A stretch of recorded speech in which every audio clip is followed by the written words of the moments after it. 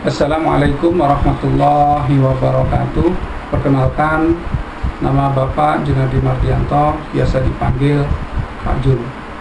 Pada kesempatan kali ini, Bapak akan mengajar mata pelajaran komputer atau lebih luasnya yaitu pelajaran TIK. TIK adalah singkatan Teknologi Informasi dan Komunikasi, atau dalam bahasa Inggrisnya Information and Communication Technology, atau disingkat dengan ICT. Sebelum kita belajar lebih jauh tentang ilmu komputer, Bapak ingin menyampaikan sebagai pengantar sejarah perkembangan komputer.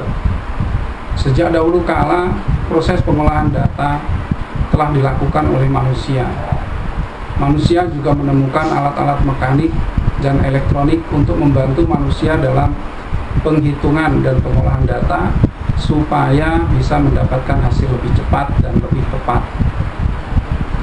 Komputer yang kita temui saat ini adalah suatu evolusi panjang dari penemuan-penemuan manusia sejak dahulu, berupa alat mekanik maupun elektronik. Saat ini komputer dan piranti pendukungnya telah masuk dalam setiap aspek kehidupan dan pekerjaan. Semuanya sekarang sudah komputerisasi, jadi istilahnya sudah komputerisasi. Kita lihat transportasi sudah menggunakan teknologi. Salah satu contoh adalah kereta api. Jadi kereta api itu sekarang tidak seperti zaman dulu. Sekarang sudah lebih canggih, sudah menggunakan teknologi. Pembayarannya juga sudah menggunakan teknologi. Bahkan sampai aspek-aspek yang dulu kita anggap biasa-biasa aja, sekarang sudah menggunakan teknologi, yaitu tempat parkir. Tempat parkir itu sekarang sudah menggunakan teknologi yang canggih, karena sudah tidak lagi ada yang nungguin. Kita tinggal tap menggunakan kartu, otomatis palang pintunya sudah terbuka sendiri, seperti itu. Begitu juga dengan tol.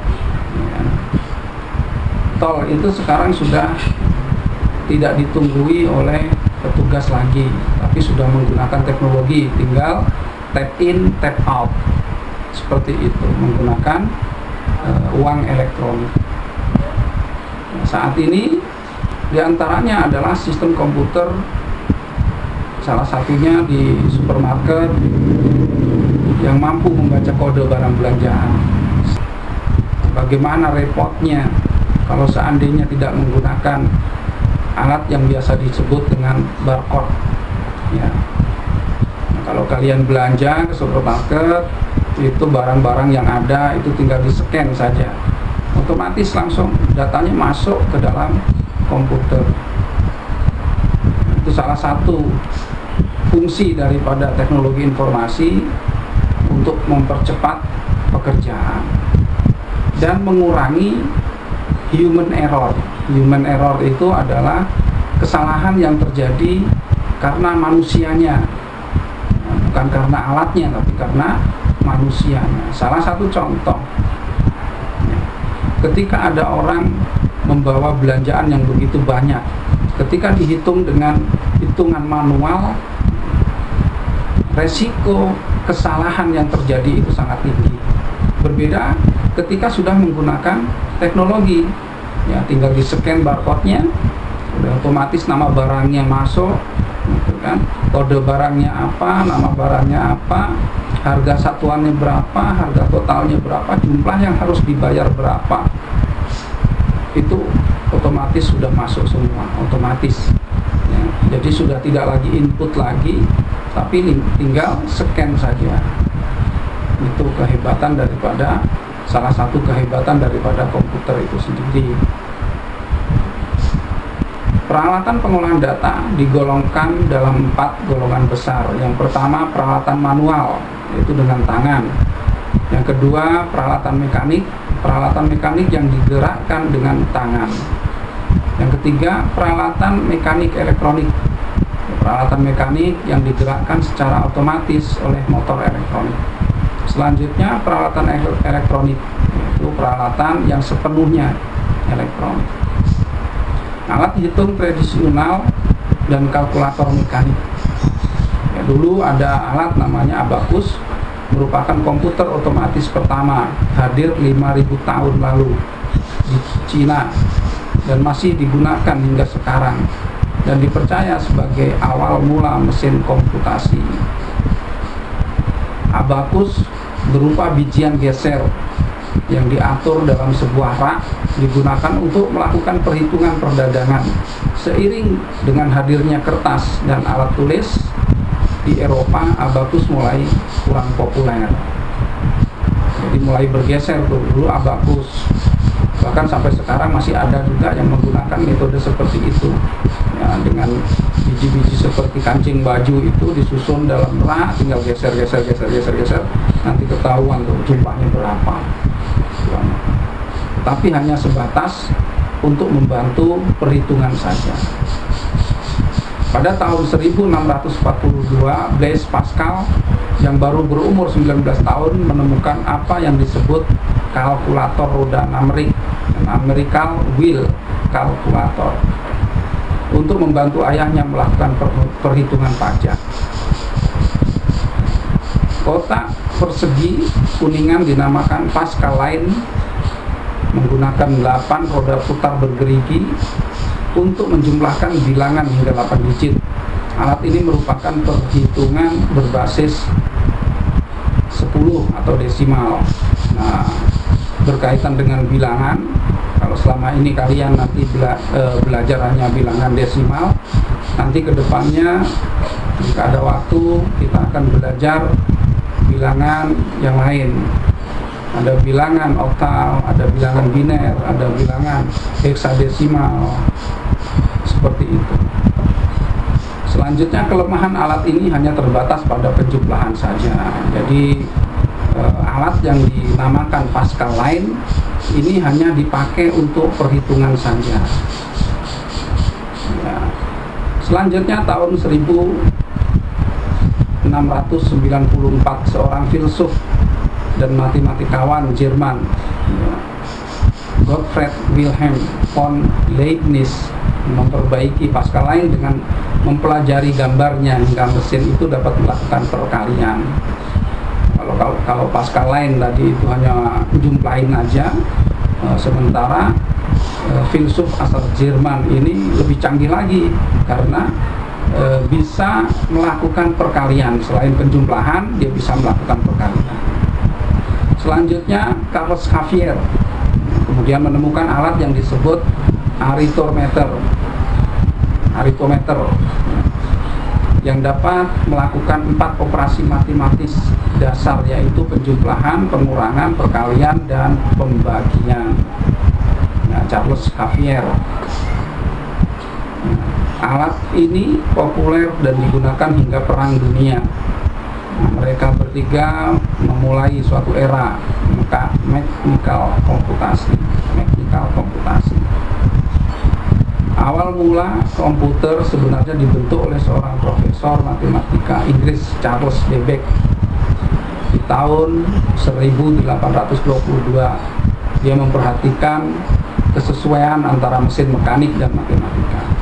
Mesin mekanik sangat baik dalam mengerjakan tugas yang sama berulang kali tanpa kesalahan, sedang matematika membutuhkan repetisi sederhana dari suatu langkah-langkah tertentu. Ia mengusulkan suatu mesin untuk melakukan perhitungan persamaan. Mesin tersebut dinamakan mesin diferensial. Dengan menggunakan tenaga uap, mesin tersebut dapat menyimpan program dan dapat melakukan kalkulasi serta mencetak hasilnya secara otomatis. Ya, mulai ke sini semakin canggih. Akan mengusulkan suatu mesin untuk melakukan perhitungan persamaan diferensial. Mesin tersebut dinamakan mesin diferensial ya, dengan menggunakan tenaga uap. Ia kemudian terinspirasi untuk memulai membuat komputer general purpose yang pertama yang disebut analytical engine dan didanai oleh pemerintah Inggris. Mesin ini direncanakan akan digerakkan dengan tenaga uap dan benar-benar otomatis. Akan tetapi proyek ini menjadi semakin sulit dikerjakan dan memerlukan biaya yang sangat banyak. 10 tahun kemudian proyek ini belum juga selesai dan dananya habis. Akhirnya mesin ini tidak pernah diselesaikan. Walaupun begitu, mesin ini telah menjadi ide bagi mesin berikutnya, analytical engine. Pada tahun 1833, Babbage mulai membuat analytical engine sebesar rumah dan digerakkan oleh 6 mesin uap. Mesin ini dapat diprogram berkat adanya teknologi punched card, yaitu kartu berlubang yang dibuat oleh Jacquard. Asisten Babbage, Augusta Ada King, pada tahun 1815 hingga 1842 memiliki peran penting dalam pembuatan mesin ini. Ia membantu merevisi rencana, mencari pendanaan dari pemerintah Inggris, dan mengkomunikasikan spesifikasi analytical engine kepada publik. Selain itu, pemahaman Augusta yang baik tentang mesin ini memungkinkannya membuat instruksi untuk dimasukkan ke dalam mesin dan juga membuatnya menjadi programmer yang pertama pada tahun 1980.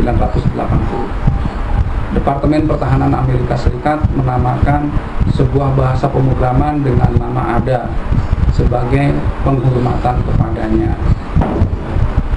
ADA itu adalah nama daripada Augusta Ada King. Augusta Ada King, atau dipanggil dengan nama ADA. Untuk menghormati si pembuatnya, maka mesin itu diberi nama ADA. Terdiri dari sekitar 50.000 komponen desain dasar dari analytical engine menggunakan kartu-kartu perforasi berlubang-lubang yang berisi instruksi operasi bagi mesin tersebut. Pada tahun 1889, Herman Hollerith yang hidup sekitar tahun 1860 hingga 1929 juga menerapkan prinsip kartu perforasi untuk melakukan perhitungan bagi Biro Sensus Amerika Serikat. Sensus sebelumnya yang dilakukan di tahun 1880 juga menerapkan prinsip kartu perforasi untuk melakukan perhitungan bagi Biro Sensus Amerika Serikat. Sensus sebelumnya yang dilakukan di tahun 1880 membutuhkan waktu 7 tahun untuk menyelesaikan perhitungan. Dengan berkembangnya populasi, biro tersebut memperkirakan bahwa dibutuhkan waktu 10 tahun untuk menyelesaikan perhitungan sensus.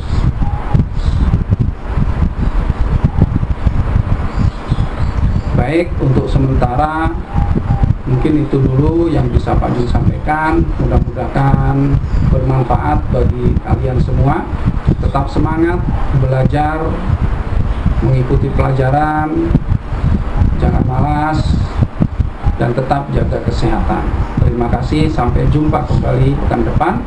Wassalamualaikum warahmatullahi wabarakatuh.